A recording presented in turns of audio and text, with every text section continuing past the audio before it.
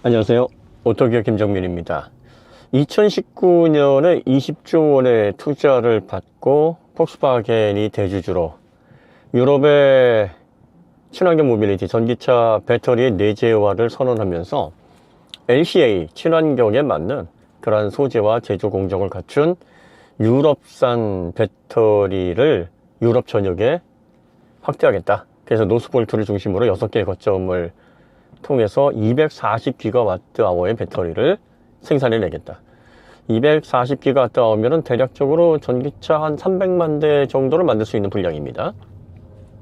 당분간 유럽 수요는 충분히 노스볼트를 중심으로 내재화를 할 수 있을 것이다 라는 계산으로 노스볼트가 출범을 했어요.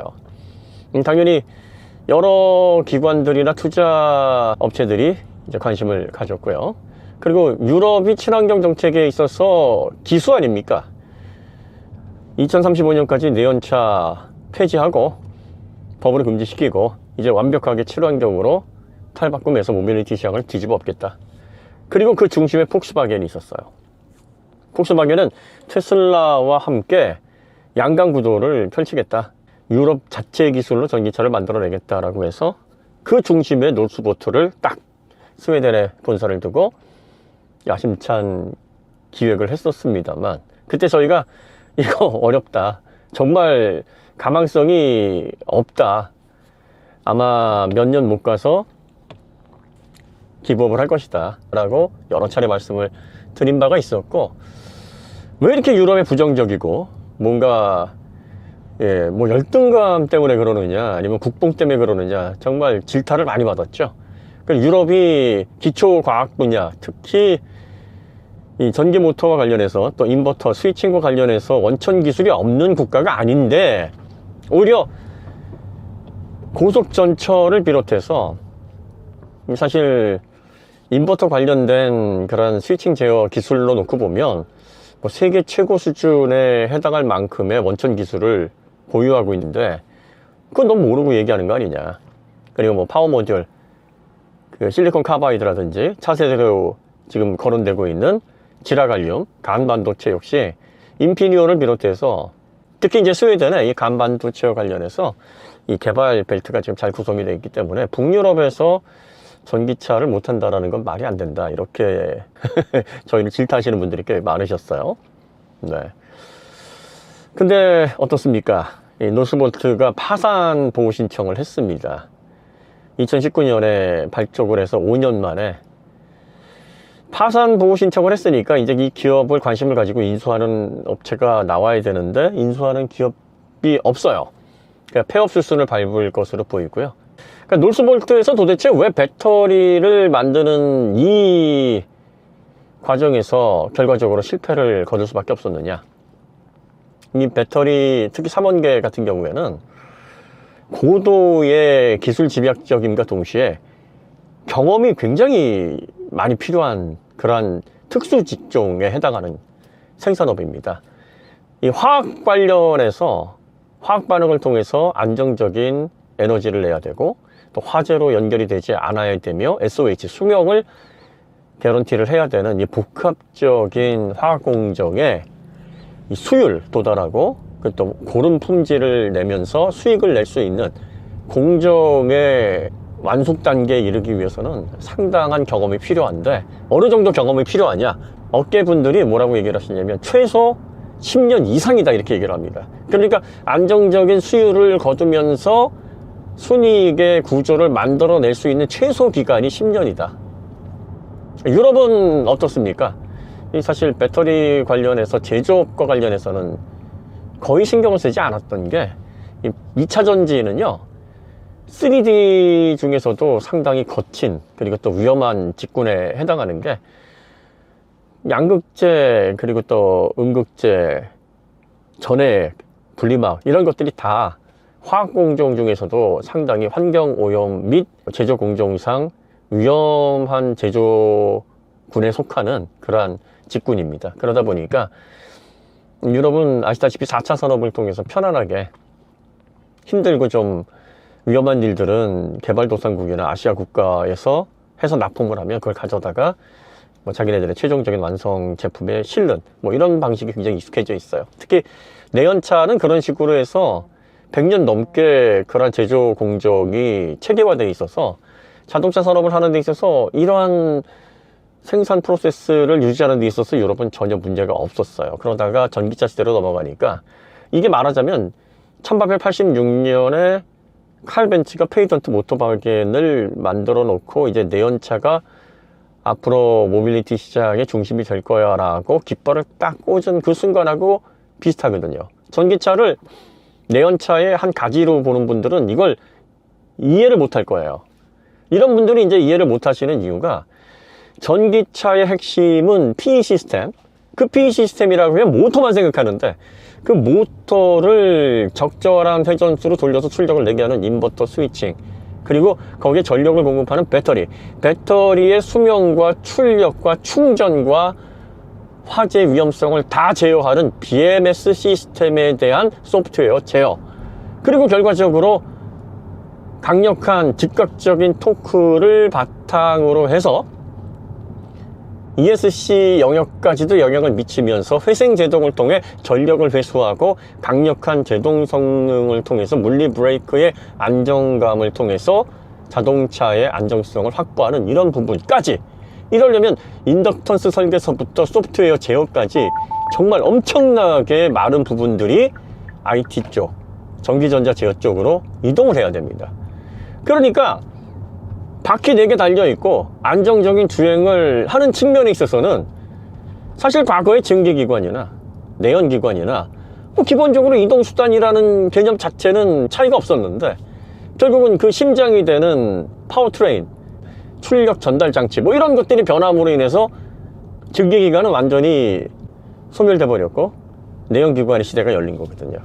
그런데 이게 이제 전기차 시대에서 증기기관에서 내연기관으로 옮겨가는 그 정도의 변화, 산업적인 전환이 필요한 부분인데 내연자동차 업체에서 처음에 그거를 인지하지 못했던 거예요. 지금까지 우리가 100년 넘게, 벤츠 같은 경우에는 거의 140년 가까이 내연차를 발전시켜 왔고, 업계를 선도하는 기술이라는 기술은 뭐 죄다 유럽에서 정의를 했고, 그걸 바탕으로 전 세계의 자동차 업계를 지금 견인을 해왔단 말이에요. 그러다 보니까 전기모터 배터리만 바꾸면 전기차 되는 거 아니야. 자동차 제조사들도 심지어 그렇게 생각을 했었고, 배터리?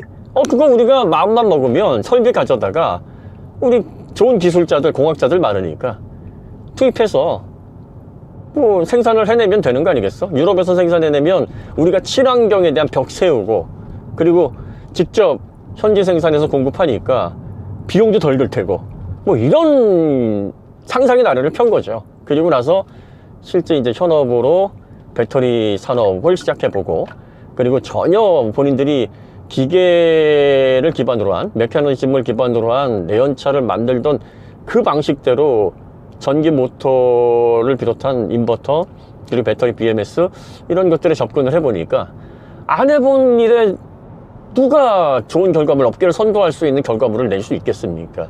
경험 앞에는 장사가 없어요. 그러다 보니까 예상과는 달리 전기차의 경쟁력은 떨어질 수밖에 없고, 그리고 노슬보트와 같은 정말 야심차게 전 유럽의 배터리 내재를 위해서 엄청난 비용을 투자를 해서 설립한 스타트업은 이 수율 잡는 그 과정에 있어서도 이게 제대로 된 제품 생산, 공급이 안 되는 그런 지경에 계속 그 굴레에서 벗어나지 못하는 거죠. 결과적으로 BMW가 기다리다 못해서 SDI로 갔고, 폭스바겐도 야 이거 믿고 있다간 큰일 나겠다 해서 어떻게 했습니까? K배터리, LG에너지솔루션, 그리고 중국 업체 결국 손을 내밀었고, 벤츠도 뭐 CATL, 그 다음에 파라시스 이런 식으로 뿔뿔이 흩어지는 결과를 낳게 된 거죠. 배터리 현업에 계신 엔지니어 분들 얘기를 들어보면 이 배터리 공정 및 수율 잡는 이게 얼마나 민감하냐면, 스태킹을 하는 과정에 있어서도 습도와 온도, 그리고 또 스태킹을 할 때 그 압력, 심지어는 나사를 조이는 그 압력 조절까지도 결과적으로 수율에 영향을 미치고 배터리 안정성에, 품질에 상당히 큰 결과를 좌우한다. 이것들을 다 경험을 통해서 잡아내서 그래서 양품을 내야 수율이 올라가고 결국은 그걸로 인해서 건전한 수익 구조가 만들어진다, 이렇게 말씀을 하시는데, 기본적인 생산 및 공급을 위해서 필요한 기초적인 시간만 10년이 넘는다. 사실 K배터리는 1997년서부터 2차 전지에 올인을 해왔어요. 앞으로 2차 전지가 이제 반도체 다음으로 산업을 먹여 살릴 그야말로 하얀 석유, 쌀알이 될 것이다, 이렇게 방향을 설정을 했습니다. 지금 27년 차예요, K배터리는. 정말 이 부분에 있어서 천문학적인 돈과 매너와 그리고 또 기술 개발을 위한 노력들이 투입이 됐습니다. 중국 업체는 본격적으로 시작을 한 게 2010년이니까 이제 한 14년 정도 된 거고, 그 이전에 휴대기기에 공급되는 2차 전지까지 합치게 되면 중국도 거의 20년 가까이 됩니다. 그러니까 이제 와서 결과물들이 나오고, 또 하이니켈 영역에 있어서의 성과는 더디지만 NCM811까지는 어느 정도 공정에 도달을 해서 수익을 내는데 어려움이 없는 그 단계에 돌입을 한 거예요. 자, 여러분들 전기차로 전환됐을 때 핵심이 뭐냐? 기계장치를 기반으로 한, 얼마 전에 우리가 플랫폼 관련해서도 핫한 논쟁을 했었는데, 이때 많은 분들이 정말 혼동스러워하고 뭐가 뭔지 모르겠다 하면서 내연차 시대의 그런 개념에서 빠져나오지 못한 이유가 뭐냐? 그게 자연스러운 현상입니다. 왜냐하면 유럽에서 자동차를 오랫동안 만들면서 산업을 견인했던 그 핵심 엔지니어들조차도 처음에 개념을 못 잡았어요.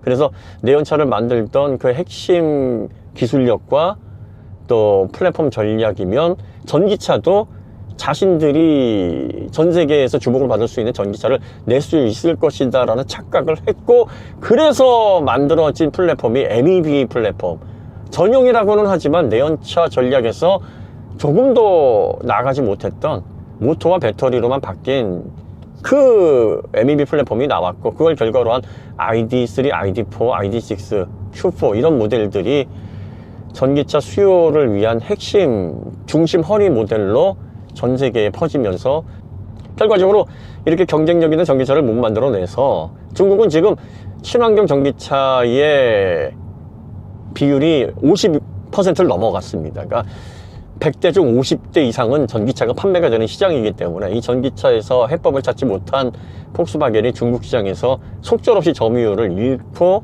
나락으로 지금 계속 떨어질 수밖에 없는 입장이 돼버린 거죠. 어떤 분들은 아이오닉 시리즈보다 폭스바겐 ID 시리즈가 더 많이 팔렸다, 이렇게 말씀을 하시는데, 폭스바겐이 중국 시장을 겨냥해서 엄청난 수주를 했어요. 그러니까 생산 계획이나 판매 계획을 아이오닉의 몇 배 이상 잡아놨다는 거예요. 왜냐하면 중국은 세대당 한 대가 중국에서 판매가 되고, 중국처럼 전기차가 폭발하는 시장에서는 그 수요가 더 많아질 것이다 라고 예상을 해서 ID 시리즈의 생산 계획을 지나치게 높게 잡았습니다. 이렇게 잡게 되면은요, 예정되어 있는 목표 수량을 생산해서 판매를 하지 못하게 되면 협력업체들이 이제 부품을 공급을 하지 않습니까? 100% 보존을 해줘야 되는 건 아닌데 일정 비율, 폭스바겐이 그 판매되지 못한 비율까지도 보존을 해서 물어줘야 되는 사태가 벌어집니다. 그러니까 중국에서 엄청난 프로모션을 걸고서라도 거의 뭐 믿지고 판다라고 밖에 볼 수 없는 상황에서 자꾸 물량을 밀어내려고 하는 이유가, 그런 식으로 출고가 돼서 판매가 돼야 몇 중고에 시달리지 않게 되는 거예요. 부품업체에서 개런티한 그러한 수량만큼이 달성이 되지 못하게 되면 그 비용 보전을 어느 정도 해줘야 되는데 그것까지 감수하게 되면 엄청난 타격을 입게 되니까 결과적으로는 손해를 감수하면서까지 판매를 할 수밖에 없는 상황이 된 거고, 그럼에도 불구하고 아이오닉 시리즈보다 약간 더 많이 판매가 되는 그걸 보고 이제 많은 분들이 야, 이거 이렇게 많이 판매가 되는데 이 정도면 성공한 거 아니야? 라고 착각을 하시는 거예요. 그러니까 자동차 산업이나 폭스바겐이 지금 어떤 식으로 친환경 정책을 펼치면서 전기차 드라이브를 하고 있는지에 대한 배경 지식이 없게 되면 이런 것들을 통해서 혼란을 겪게 될 수밖에 없는 겁니다.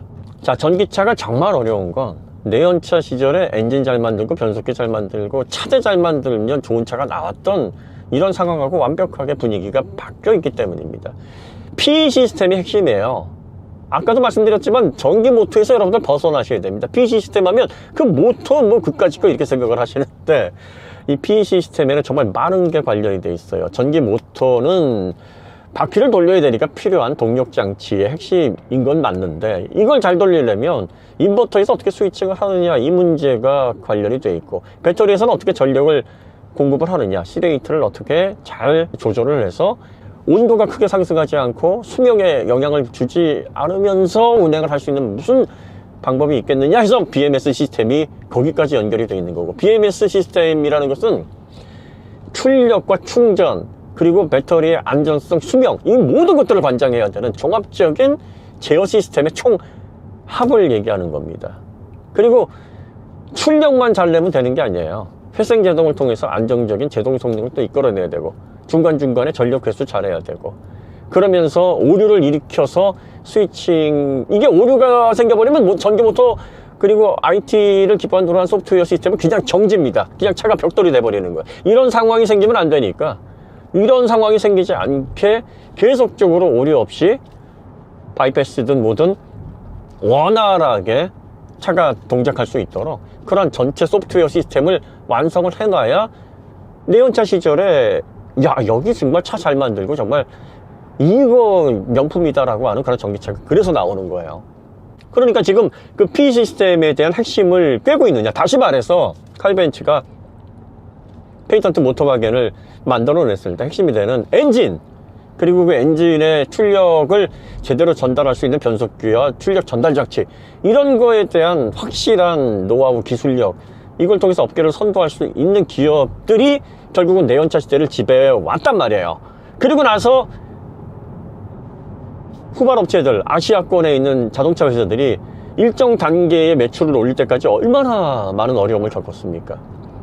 전기차 시대에서는 이게 이제 반대로 작용을 하는 겁니다. 테슬라와 같은 2003년도에 태동한 듣도 보도 못한 스타트업을 중심으로 해서 유럽 제조사들이 우습게 봤던 현대, 기아, 가성비로 접근했던 베스트 팔로워 주제에 했는데, 이런 기업들이 오랜 준비 끝에 더 품질이 우수한 전기차들을 생산을 해내고 있고, 그리고 또 1984년서부터 기술을 전수해주는 스승으로 군림했었던 중국이 폭넓은 IT 기반의 기술력과 소프트웨어의 풍부한 인적차 아운을 통해서 지금 유럽을 압도하는 전기차들을 내놓고 있으니까, 유럽은 이제 전기차 시대에 뒤늦게 뛰어든 후발 업체로서 그 어려움을 반대 입장에서 겪게 돼버린 겁니다.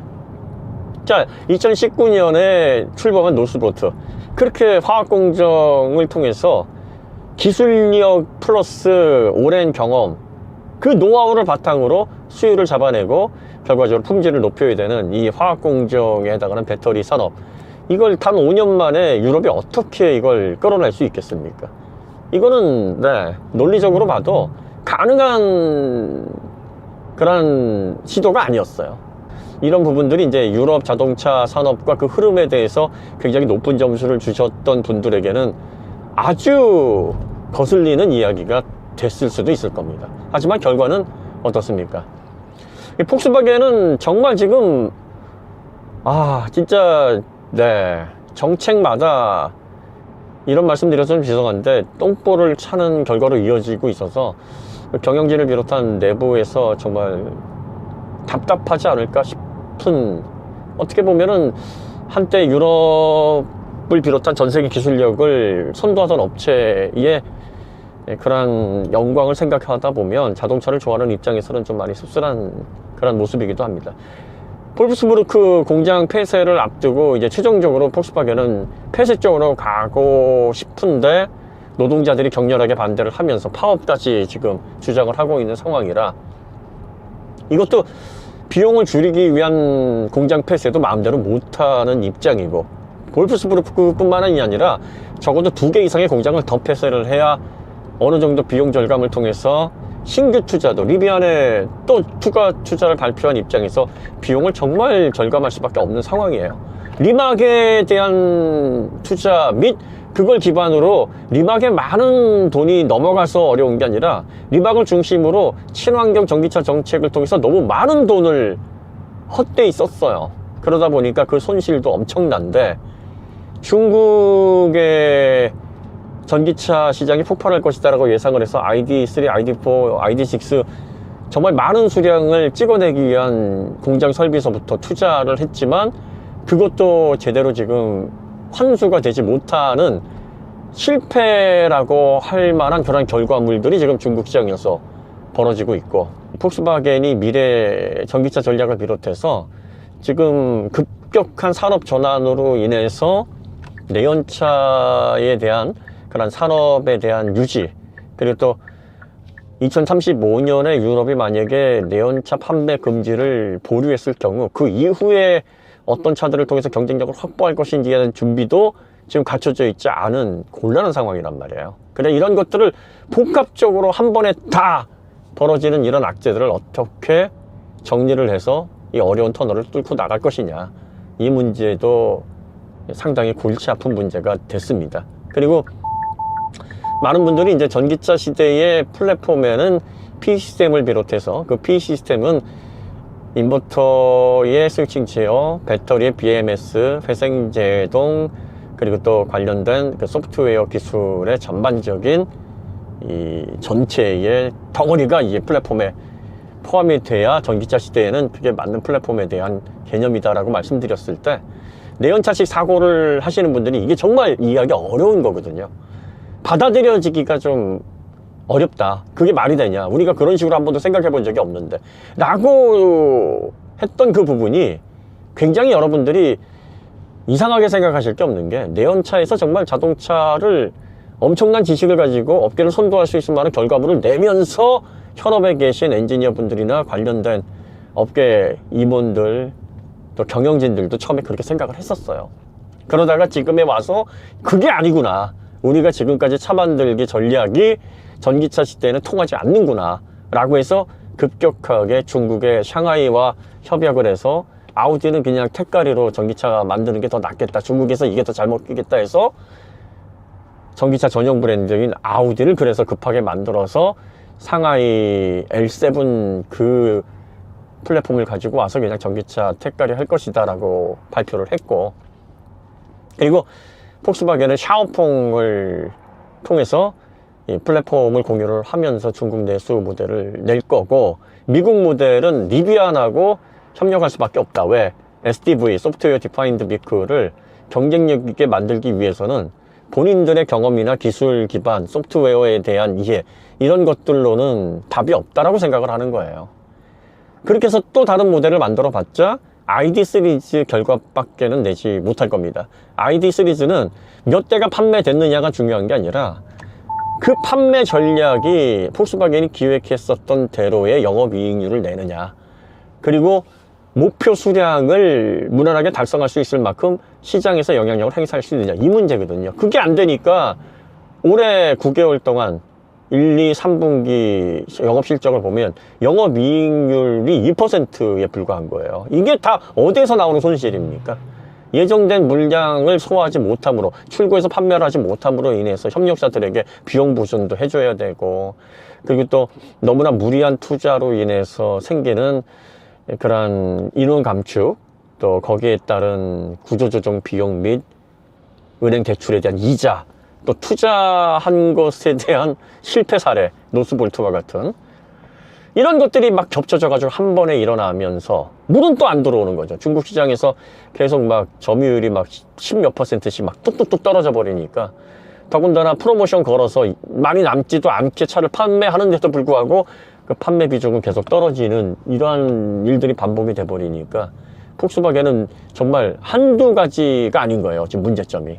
그러니까 이런 것들을 어떻게 뚫고 나갈 것인지 우리가 좀 관심 있게 봐야 되고, 그리고 유럽은 아마 노스볼트의 이 배터리 내재화 정책, 이 시도가 실패로 돌아감으로 인해서 내연차를 2035년도에 퇴출하지 말아야 되겠다라는 생각을 서서히 하게 될 거예요. 그럼 이제 본인들이 친환경 정책을 통해서 내연차 2035년까지 퇴출시키겠다, 본인들 입으로 이야기를 했고, LCA 규제다 뭐다 해서 친환경 자동차가 아니면 정말 안 되는 것처럼 분위기를 만들어 왔단 말이에요. 그런데 이제 그걸 본인들 스스로가 뒤집어야 되는 상황인데 명확한 명분이 있어야 되겠죠?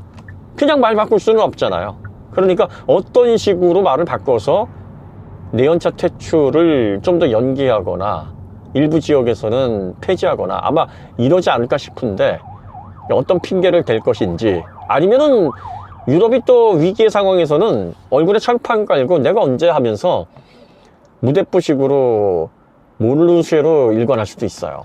뭐 이렇게 됐을 때 우리가 그것과 관련한 뭐 논평이라든지 분위기는 어떤 식으로 잡혀나갈 것인지, 이런 것들을 좀 하나씩 볼 필요가 있습니다. 어쨌든 노스볼트, 배터리 관련해서 얼마나 이 2차 전지 산업, 전기차 관련된 친환경 산업이 진입장벽이 높고, 그리고 내연 자동차를 유럽이 먼저 시작해서 그 관련 기술을 통해서 100년 이상 번영을 누려왔듯이, 이 전기차를 기반으로 한 산업을 통해서 기술의 흐름과 그 맥을 잡아낸 업체들이 앞으로 얼마의 번영을 누릴 수 있는 기회가 열려 있는지에 대한 생각을 우리가 하다 보면, 격변의 시대에 어떤 결과들이 앞으로 도출될 것인지 이 부분을 상상하면서 정말 흥분을 하지 않을 수가 없어요. 네, 오늘 이야기는 뭐 간단하게 여기서 마치도록 하겠습니다. 다음에 더 좋은 콘텐츠로 찾아뵙겠습니다. 감사합니다.